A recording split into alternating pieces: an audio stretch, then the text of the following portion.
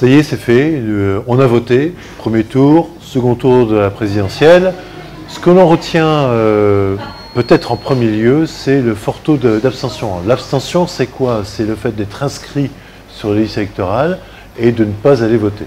De préférer aller à la plage, en randonnée, chez soi, plutôt que d'aller voter.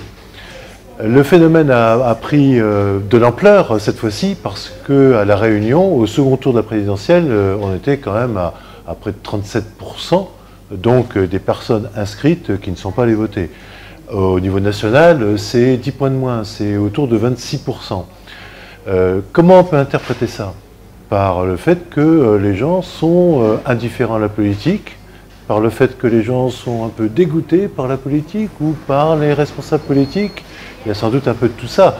Parce que si on nous explique qu'on ne va pas voter parce qu'on n'a pas le choix, 11 candidats au premier tour, franchement, il y avait de quoi faire. Si on nous explique qu'au second tour, on n'est pas allé voter parce que du coup, il n'y avait pas assez le choix, c'est le système qu'il faut revoir.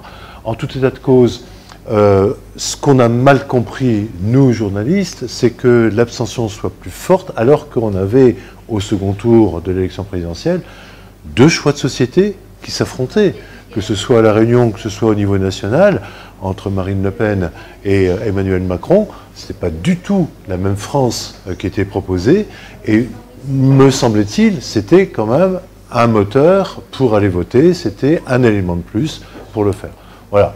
Donc on reste sur une incertitude et sur un enseignement, c'est que l'abstention ne fait que grimper de scrutin en scrutin, et c'est sans doute pas fini, c'est très inquiétant.